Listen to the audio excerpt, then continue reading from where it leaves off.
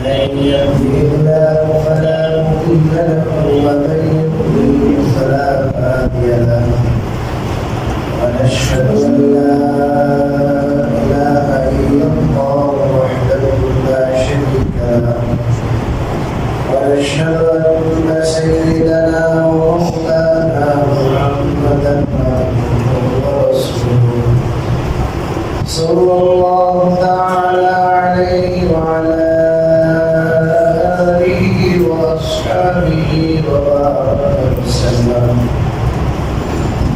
أما بعد فأعوذ بالله من الشيطان الرجيم بسم الله الرحمن الرحيم.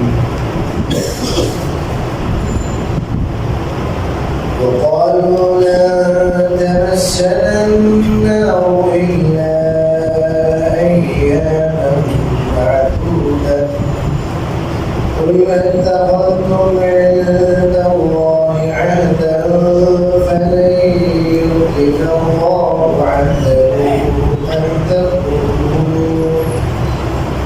أم تقولون على الله ما لا تعلمون بلى من كسب سيئة وأحاطت به خطيئته أولئك أصحاب النار هم فيها خالدون.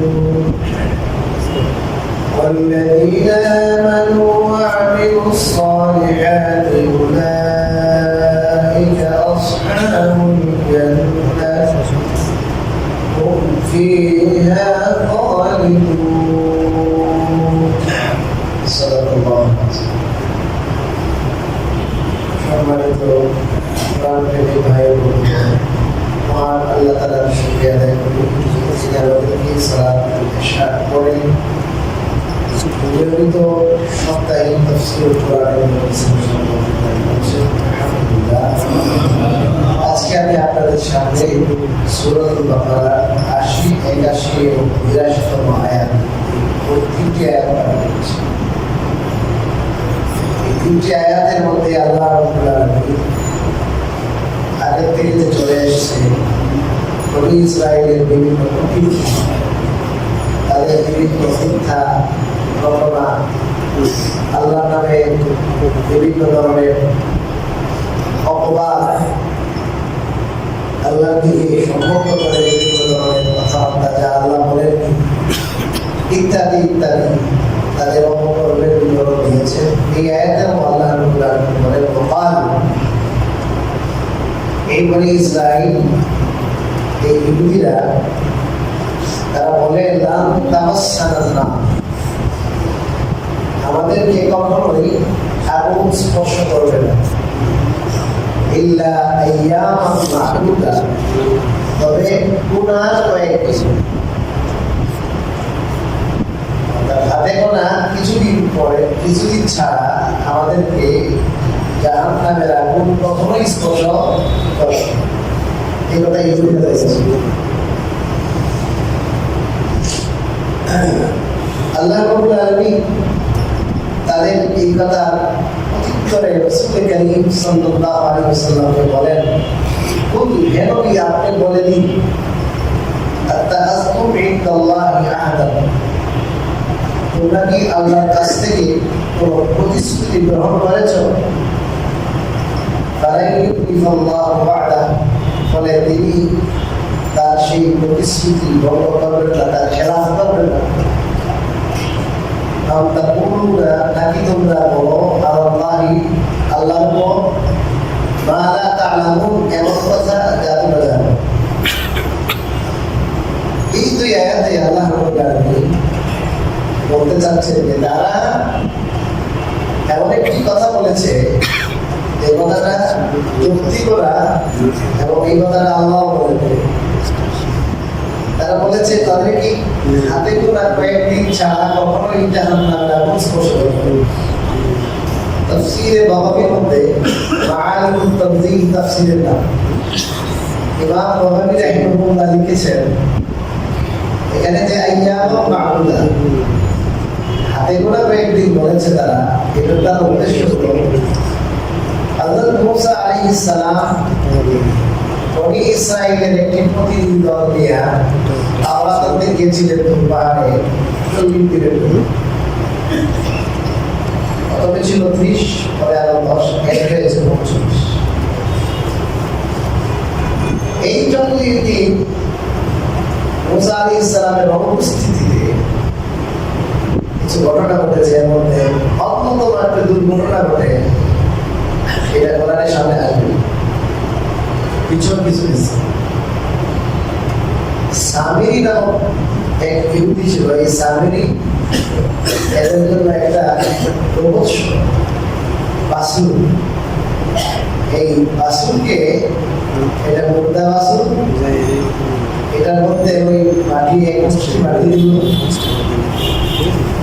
এটা ঘটনা আগে আমি বলেছিলাম, পরে ওটা আমরা বলা শুরু করলো। এবং সে বলে মুসা গেছেন আল্লাহর খুঁজে, আল্লাহর কাছ থেকে দাওয়াত আনতে, এটা তো আল্লাহ। তখন তারা এই গোবৎস, এই বাসুরের পূজা শুরু করে 40 দিন। তারা এই অপরাধ স্বীকার করে বলে 40 দিন আমরা অপরাধ করেছি, অতএব আমাদেরকে কেবল 40 দিনই যদি আল্লাহ আমাদের মাফ না করেন, তাহলে 40 দিন জাহান্নামের আগুনে পড়াইয়া এরপরে আমাদের নিষ্কৃতি দিয়ে দিবেন, আর কখনোই আমাদের জাহান্নামের আগুনে স্পর্শ করবেন। কোনো মুফাসসিরিন লিখেছেন যে দুনিয়ার বয়স 7000 বছর। এই 7000 বছরের মধ্যে প্রত্যেক 1000-এর বিপরীতে একদিন করে মোট 7 দিন, একদিন করে মোট 7 দিন তারা জাহান্নামের আগুনে পড়বে। এরপরে আল্লাহ তাদেরকে খালাস দিয়ে দিবেন। আচ্ছা, জাহান্নামের আগুনে পোড়ানো এটা কার কাজ? আল্লাহর কাজ। আল্লাহর কাজ, আল্লাহ শাস্তি দিবেন। আল্লাহ তাআলা জাহান্নামের আগুনে পোড়াবেন কাদেরকে এটাও বলে দিয়েছেন, যারা ঈমান আনবে না অথবা নেক আমলে ত্রুটি করবে, গুনাহের কাজ করবে, এদেরকে জাহান্নামের আগুনে পোড়াবে। কারো যদি ঈমানেরই সমস্যা থাকে তাহলে সে চিরস্থায়ী জাহান্নামে পড়বে। এবং এই নীতির আলোকে তারা যেহেতু কাফের, অতএব তাদের তো খালাসির কোনো প্রশ্নই আসে না। এবং যদি বেইলের ব্যবস্থা তিনি করেন বিশেষ বিবেচনা, তিনি বলতে হবে যে ঠিক আছে, তোমাদেরকে বিশেষ বিবেচনায় মুসা আলাইহিস সালামের উম্মত হিসেবে তোমাদের বেইলের ব্যবস্থা করলাম, মাত্র 40 দিন পরে মাফ। এই কথা কে বলতে হবে? আল্লাহ বলতে হবে। আল্লাহর কাছে তারা আরজি করবে, আল্লাহ প্রতিশ্রুতি দিবেন, ঠিক আছে যাও বেটা, তোদের মাফ করে দিলাম। এই জন্য আল্লাহ বলেন আপনি তাদের বলে দিন, তোমরা কি আল্লাহর কাছ থেকে এই মর্মে যে কথা তোমরা বলেছ, যে দাবি করেছ, কিছুদিন জাহান্নামের আগুনে পড়ে তারপরে তোমরা নিষ্কৃতি পেয়ে যাবে, কখনোই আগুন স্পর্শ করবে না, এই মর্মে আল্লাহর সাথে কোনো কমিটমেন্ট হয়েছে? আল্লাহ কি তোমাদের সাথে কোনো ওয়াদা দিয়েছে? এর উত্তর কি? আল্লাহ কি করে নাই? ওয়াদা দেন নাই। আল্লাহর কাছ থেকে তারা কোনো প্রতিশ্রুতি নেয় নাই, আল্লাহ প্রতিশ্রুতি দেয় নাই। কিভাবে কথা বলবো তার? এগুলো বলে আমাদের সমাজে কিছু মানুষ আছে এই বনি ইসরায়েলের মধ্যে, তো এত ঈমান আর আমল আর এত নামাজ, আল্লাহ যদি দেও বুঝছেন 3 দিয়ে পরে কানে ধরে যায় আসে না? আল্লাহর সাথে বলে কমিটমেন্ট করেছে, ওয়াদা হয়েছে, কথা হয়েছে আল্লাহর সাথে। বহু মেলা মানুষ আছে, এত চিন্তার দরকার নাই, জাহান্নামটা আমাদের নিবে না, এমনি দিয়ে দিব। আর যদি নেও কিছু শাস্তি ফাস্তি দিয়ে করে যাবে। এই কথা ঠিক যে ঈমানের কারণে আল্লাহ কি করবেন? একদিন না একদিন নাজাত দিবেন। ঈমান নিয়ে তো যেতে হবে 1 নম্বর। 2 নম্বর, ঈমানের সাথে যদি নেক আমল না থাকে আর গোনা থাকে, তাহলে কতদিন পর্যন্ত আল্লাহ জাহান্নামে পোড়াবেন এটা তো সে বলতে পারবে। এই জন্য আল্লাহ পাক রব্বুল আলামিন কোরআনে কারীমে এক জায়গায় বলেছেন নবী আপনি বলে দিন নাব্বি ইবাদি আন্নী আনাল গফুরুর রহিম আল্লা আযাবি হুয়াল আযাবুল আলীম।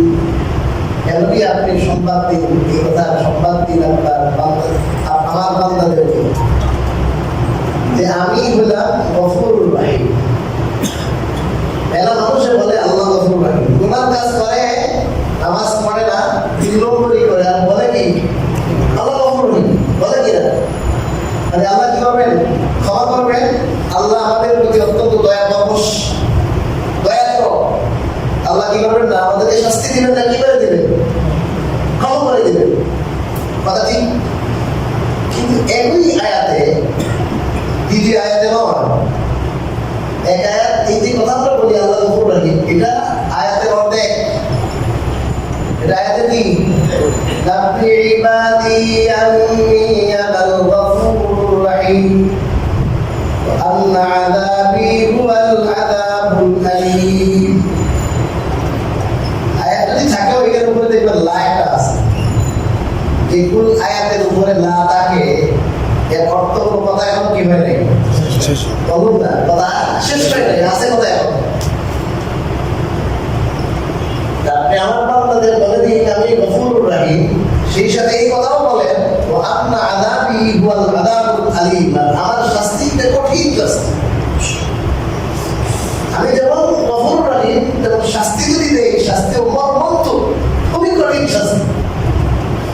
আল্লাহ মাফ করবেন, দয়ার মামলা করবেন, নাকি কি দিবেন? পানিশমেন্ট। এটা তো আল্লাহ ছাড়া আপনি করতে পারবেন না, আপনি বলতে পারবেন না। আল্লাহ চাইলে বড় কবিরা গুনাহ চাইলে কি করতে পারেন? মাফ করতে পারেন। নামাজ পড়েন নাই, মাফ করতে পারেন। রোজা রাখেন নাই, মাফ করতে পারেন। ব্যভিচার করেছেন, মাফ করতে পারেন, বান্দার হক যদি না হয়ে থাকে। কিন্তু আল্লাহ মাফ করবেন কি না, এটা কার ইখতিয়ার?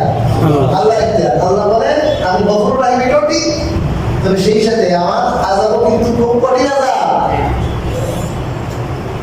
ইমান হাদিস আল-ইমান বাইনাল খাউফ ওয়াল রাজা। ইমান হলো ভয়, আল্লাহর আযাবের ভয় আর আল্লাহর রহমতের আশা, এই দুইয়ের মাঝামাঝি। আল্লাহ কি করতে হবে? আযাবের ভয় থাকবে, সেই সাথে আবার শুধু আযাবের ভয় যদি হয় তাহলে কিন্তু হবে না। আল্লাহর রহমত থেকে নিরাশ হয়ে যাবে। আর আল্লাহর রহমত থেকে নিরাশ কাফেররা হয়, এবং মুসলমান আল্লাহর রহমত থেকে কি হতে পারে না? নিরাশ হতে পারে না। এরকম এই দুই অবস্থায় থাকতে হবে। আল্লাহর রহমতের আশাও থাকবে, আর মানে যখন কোনো গুনাহ করে ফেলাইছে, এখন আল্লাহ আমার কি আর মাফ করে দেবেন, আল্লাহ আমার কি করতে না, তখন বলে যে না, আল্লাহ কি করবে? আমি এখন তওবা করে আল্লাহ কি করবে? আবার যখন গুনাহর প্রতি আগ্রহ আসে, এখন চিন্তা করবে আল্লাহ গুনাহ করলে তো কি করবো না, এখন চিন্তা করবেন আল্লাহ আমি যদি গুনাহ করি, আমি যদি নামাজ না পড়ি, আমি যদি শরীয়তে বিধান করি, তাহলে আল্লাহ যদি ধরে থেকে ছাড়বো, তখন ওই ভয় লাগবে। তো ভয় আর আশা, এই দুইয়ের কি মাঝামাঝি থাকবে। আমাদের সমাজে মেলা মানুষ আছে, বহু মানুষ আছে, তাই আল্লাহ আমি একটা উদাহরণ দিয়ে থাকি। দেশি গ্রামে যারা ক্ষেতের পাশে, ঘের বলে না, ঘের বুঝেন, ক্ষেতের পাশে একটা গর্ত করে ওখানে আপনার পানি জমা থাকে, এখানে কি হয়? মাছ। এই ঘেরের পাশে পাশে এই গাছের সাথে দেখবেন কিছু ছিদ্র থাকে, গর্ত গর্ত, এটার ভিতরে মাগুর মাছ থাকে, শিং মাছ থাকে, বুঝলেন না? শুকনা থাকে, ওটার মধ্যে কিন্তু পানি যদি নাও থাকে, ওই গর্তের মধ্যে কিছু পানি থাকে, ওখানে বড় বাইক থাকে, শিং থাকে, মাগুর থাকে। হঠাৎ করে এটা নড়া দিছে, এক ব্যক্তি ভাই আমি দেখছি একটু আগে সাপ ঢুকছে, কি ঢুকছে? সাপ। আর একটা দৌড় ওইখান থেকে সাপ করতে গেলে মাগুর মাছ দেয়, মাগুরও থাকতে পারে আর সাপ থাকতে পারে। হাত দিলেন আগে চেক করবো এটা কি মাগুর মাছ নাকি সাপ মাছ, কোনটা এটা? কি করবে নাকি চেক করবে না? কারণ আপনার দুইটার সম্ভাবনা আছে, দুইটার সম্ভাবনা যখন থাকে তখন মানুষ করে ভাই আমার লাভের দরকার নাই, ক্ষতি থেকে কি করবো? ক্ষতি থেকে বাঁচো। এবার আমি গুনার কাজ করবো আর চিন্তা করতেছি আল্লাহ কি করবো, আরে আল্লাহ মাফ করবেন কিনা। আর এই তওবা তো শুধু আজকে দেখলাম এক বেচারা ঘুমাইছে, বুঝছেন, ঘুমাইছে, ঘুমানোর পরে সুস্থ আমরা ভালো মানুষ, এখন আর সকালে বাজার করে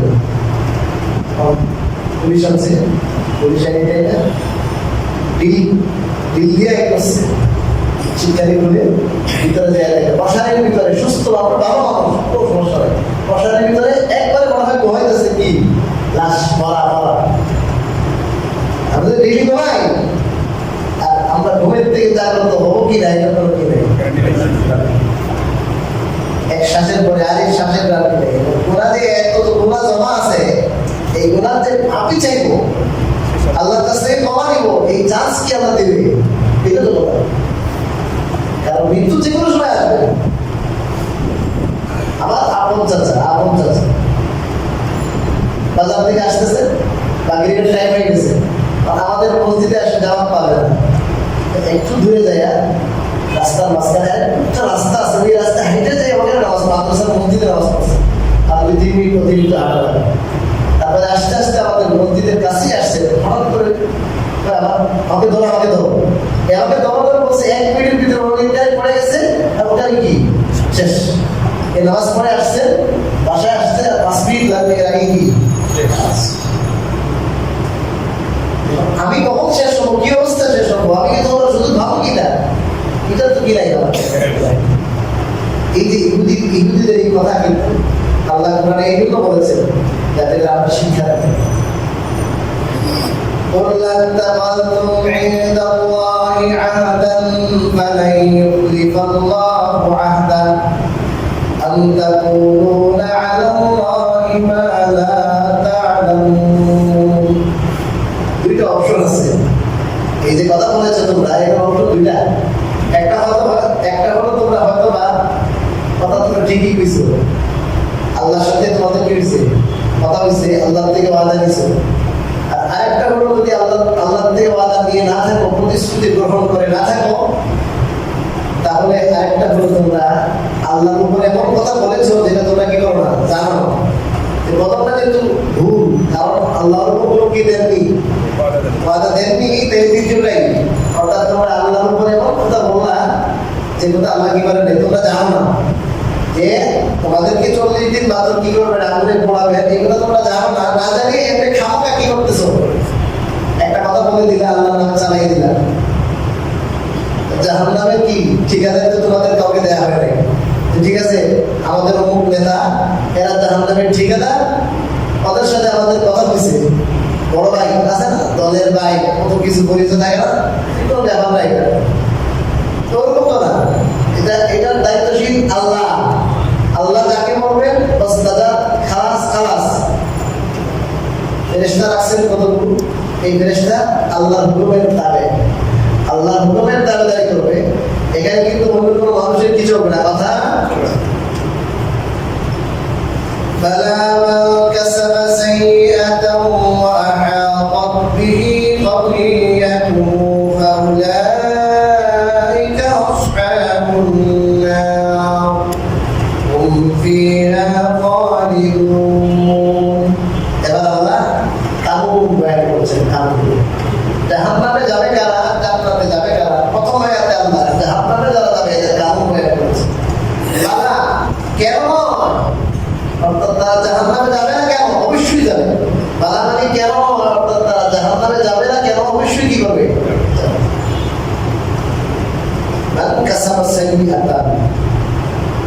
যে পাপ কামায়, সাইয়্যিবাত কি পাপ যে কামায়, ওয়াহাতাত বিহি খাতিআতুহু, আর তার পাপ সমূহ, তার অপরাধ সমূহ তাকে বেষ্টন করে দেয়। চতুর্দিকে কি অপরাধ, তাকে ঘিরে ফেলে, চতুর্দিক থেকে যার ভুল যার পাপ তাকে চতুর্দিক থেকে কি করে, ঘিরে ফেলে, বেষ্টন করে ফেলে।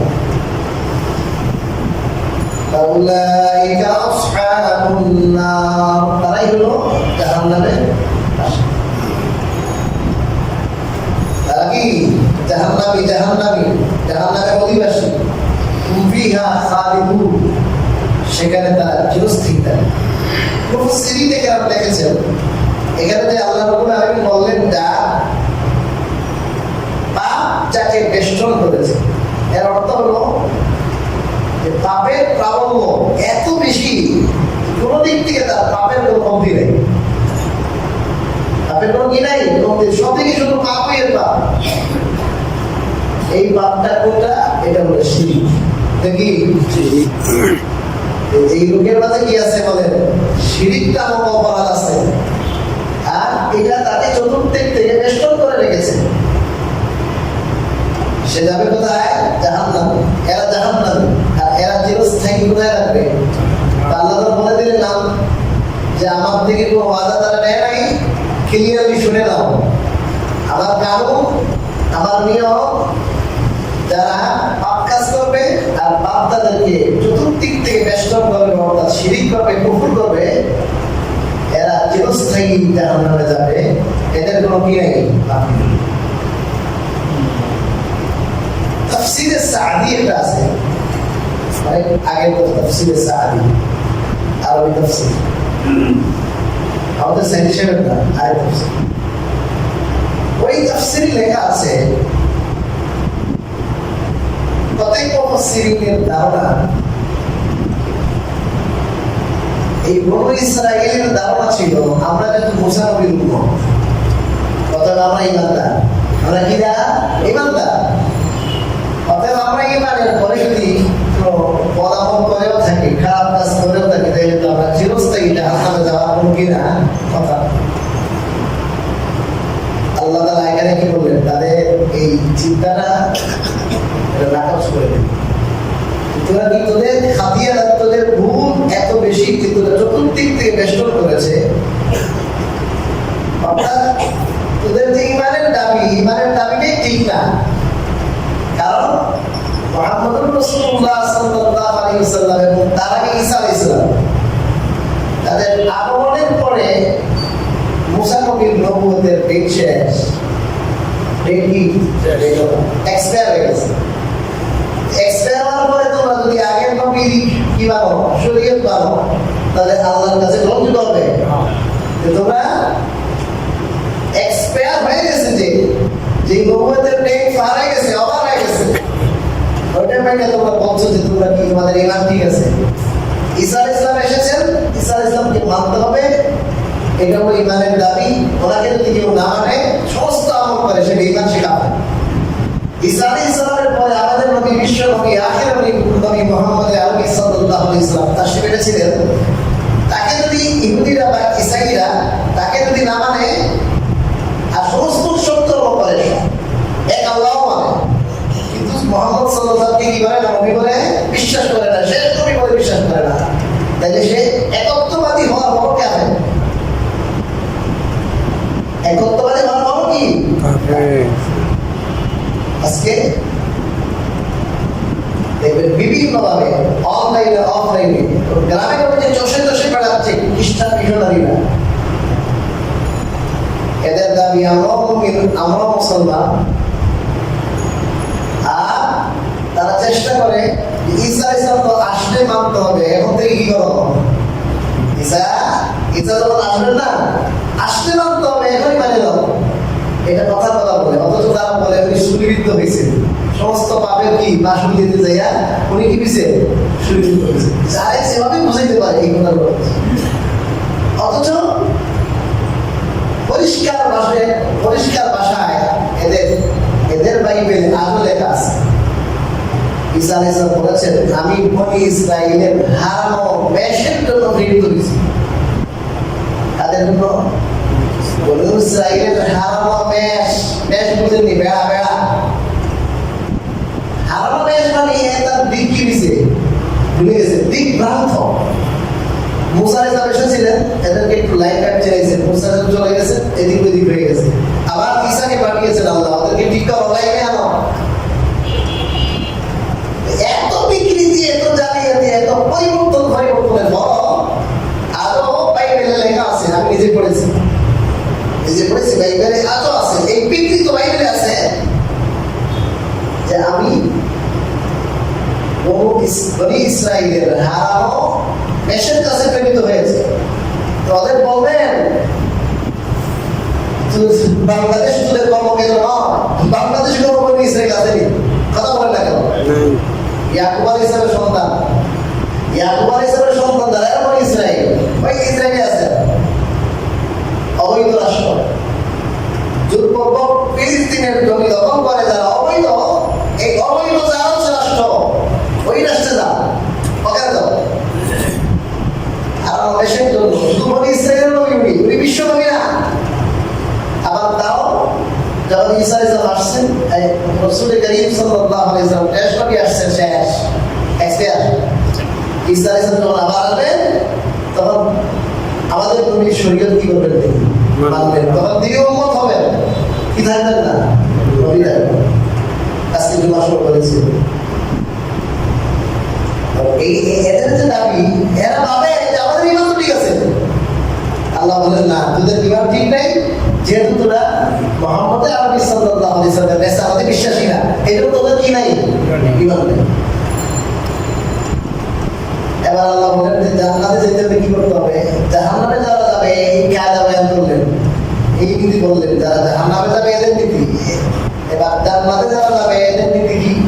আল্লাহ বলেন والذين آمنوا وعملوا الصالحات, আর যারা ঈমান এনেছে আর সৎ কর্ম করেছে, যারা ঈমান এনেছে মুহাম্মদ সাল্লাল্লাহু আলাইহি ওয়াসাল্লাম যে দ্বীন নিয়ে এসেছেন আল্লাহর পক্ষ থেকে, এটা পুঙ্খানুপুঙ্খভাবে মেনেছে, আর তিনি যেভাবে বলেছেন ওইভাবে তারা নেক আমল করেছে।